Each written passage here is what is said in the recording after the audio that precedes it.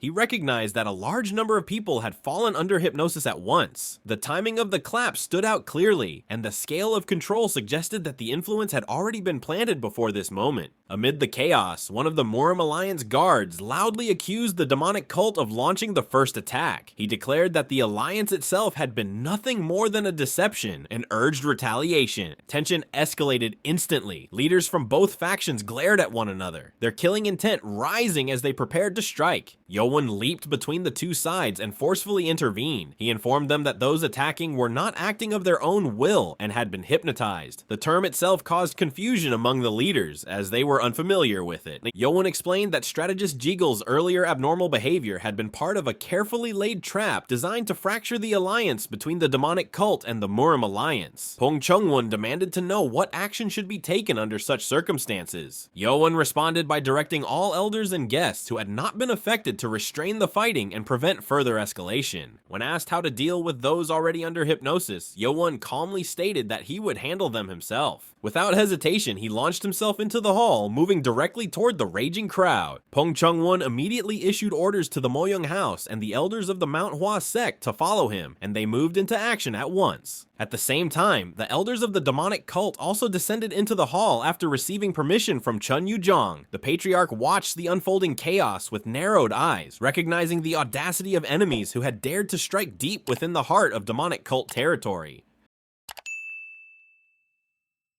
The leaders from both factions descended into the hall and raised their voices, urgently calling for the fighting to stop. They warned that the chaos was an enemy's trap and that continuing to clash would shatter the alliance completely. Those who were not under hypnosis began restraining others, and the violence gradually slowed. Amid the turmoil, Yeowun moved swiftly through the hall. He internally asked NANO to identify all hypnotized individuals, acknowledging that he could not locate them all on his own. NANO responded by activating augmented reality through Yeowun's vision and marking hypnotized individuals as targets. As Yeowun's sight adjusted, small red circles appeared above multiple people scattered throughout the hall. He instructed NANO to immediately administer an electrical shock the moment he made physical contact with each target. With NANO's confirmation, Yeowun activated the Step of the Wind God and surged through the crowd like lightning. He seized the first target by the head, and electrical energy surged from his hand. The hypnotized individual convulsed, screamed briefly, and collapsed unconscious. Without pausing, Yeowun grabbed two more who were locked in combat and delivered simultaneous shocks. Both fell to the ground, freed from the hypnotic control. Yeowun immediately moved on, repeating the process with relentless speed. From the stage, Jigul Sohee, still unsteady after regaining consciousness, watched in disbelief as Yeowun raced across the hall. One by one, warriors, including members of the manhwa sect, collapsed as Yeowun neutralized the hypnosis affecting them. The guard responsible for spreading chaos watched in growing panic. He realized that every individual Yeowun touched was being freed from hypnosis, and that the higher-ranking figures of both the demonic cult and the Mirim Alliance were now fully involved. Seeing his plan unravel, the hypnotist resolved to take his own life, using the poison hidden in his molar. Before he could act, Yeowun appeared in front of him. Yeowun seized the guard by the neck with crushing force and slammed him into the ground. The impact left the hypnotist gasping in shock, his eyes wide with disbelief. He attempted to strike back, but Yeowun caught the punch midair and snapped it effortlessly, ending his resistance. Yeowun tightened his grip around the guard's neck, back, making it clear that causing such chaos within the heart of the demonic cult would not end without consequences. Pung Chung-won observed the scene in silence, noting Yeowun's ruthless efficiency and recognizing it as the unmistakable disposition of someone born and raised within the demonic cult. Yeowun lifted the guard higher by his throat and demanded his identity. The man, struggling for breath, cursed inwardly. He had already resolved to carry out his mission regardless of whether the plan succeeded or failed. He attempted to bite down on the poison ball hidden within his molar, but Yeowun sensed the intent instantly. Yeowun tightened his grip further, forcing the man's jaw open with overwhelming force. With a sharp flick of his finger, Yeowun crushed the man's resistance. The molar concealing the poison was violently ripped free, accompanied by a scream of agony. Yeowun showed no hesitation. He made it clear that the guard would be dealt with later, as there was a more urgent matter demanding his attention, the individual the guard and his accomplices had been coordinating with. At the same time, within the manual library located in the northeast corner of the academy, the situation had already escalated beyond recovery. Every warrior stationed as a guard had been killed, and their bodies were piled grotesquely near the entrance. Deep within the underground level, two middle-aged men stood amid the aftermath. They confirmed that the intruder was still inside. The sealed metal door leading to the underground treasure vault had been forcibly destroyed, triggering the defensive mechanisms. In response, a massive sapphire-colored stone wall had descended, sealing the vault completely and trapping the intruder within. Unease settled over the two men as they waited. One of their comrades had already rushed toward the main building of the demonic cult to summon Chief Lee Ha-meng. Neither of them felt reassured. They both sensed that the situation was far from resolved. A sudden impact echoed from beyond the sapphire stone barrier. The sound resonated through the underground chamber like a warning bell. Both men stiffened as tension surged through them. Whatever had been trapped inside was no longer contained. The sapphire barrier was said to be 3 times harder than the stones used on the upper floors. Even the strongest internal energy should have struggled to damage it, yet an uneasy feeling lingered, growing heavier with every passing second. Another thunderous impact echoed through the underground chamber. This time, the tremor was far more violent. The floor shook, and thin fractures spread rapidly across the surface of the sapphire wall. Shock seized the two warriors stationed there as the cracks deepened before their eyes. The impossible happened. The sapphire wall shattered completely, exploding outward as fragments of blue pearl stone tore through the air. The force swept the chamber clean in an instant. At nearly the same moment, Lee Ha-meng was approaching the library with 20 instructors close behind him. The explosion reached his ears, sharp and unmistakable. Without hesitation, he accelerated toward the source. As he arrived at the entrance, his expression darkened. Bodies were strewn across the ground, piled grotesquely near the doorway. Thick clouds of dust poured out from within, and through that haze, two figures emerged. One was a middle-aged man with slicked back hair and narrow, snake-like eyes. The other appeared to be in his early 30s, standing calmly at his side. The moment Ha-meng sensed the aura radiating from the older man, his breath caught. This was no ordinary bodyguard. Recognition struck Ha-meng immediately. These two had been among the guards positioned around the golden carriage during the parade earlier that day. The middle-aged man surveyed the scene with open disdain, his gaze settling on Ha-meng with clear interest. He acknowledged Ha-meng as someone worth his attention, while calmly indicating that this confrontation was not yet the final objective. The instructors arrived behind Ha-meng and froze at the sight before them. The devastation, the bodies, and the breached vault left them stunned. The demonic academy had never suffered such an intrusion. Warriors who had been guarding the 5th floor shouted in fury when they realized the intruders had emerged from the underground vault. The middle-aged man responded with casual indifference, his expression twisted into a faint, mocking smile. One enraged warrior drew his sword and attempted to rush forward, but Ha-meng raised his hand, signaling everyone to halt for a brief moment. His gaze remained fixed on the two intruders as he calmly assessed the situation. He demanded to know their purpose, directly questioning whether their target had been the underground vault. The younger man stood silently with a satchel secured to his back, while the older one confirmed their objective without hesitation. Without further delay, Ha-meng drew his flame sword. His aura surged as he issued a decisive order to the instructors to stop the intruders at all costs, authorizing lethal force if necessary. The warriors of the demonic academy responded instantly, drawing their weapons and charging forward in unison. The older man reacted with visible disdain. He instructed his disciple to proceed ahead, stating that he would deal with the attackers and follow shortly. The younger man departed at once, moving with practiced familiarity. In the next instant, the older man released a sharp, piercing sound that cut through the air like a shriek. The noise struck directly at the senses, overwhelming the charging warriors. Pain seized them as they clutched their ears, screams erupting as they staggered and lost formation. Amid the chaos, one instructor at the master level endured the attack. Gritting through the agony, he forced himself forward and launched an assault. The older man acknowledged him with mild interest. In a single fluid motion, he closed the distance and snapped the instructor's neck effortlessly. The body collapsed lifelessly to the ground. The man regarded the fallen instructor coldly. To him, anyone who stood in his way was destined for death, and this confrontation was no exception. With the instructor's death, a warrior guarding the 5th floor surged forward. Sword chi gathered around his blade as he thrust toward the intruder's neck. The man reacted instantly, coating his fingers with force ki and catching the blade between them. The warrior abandoned his sword and attempted to form sword chi along his fingers. But before the attack could take shape, the man struck his chest. The blow pierced through him, ending his life in an instant.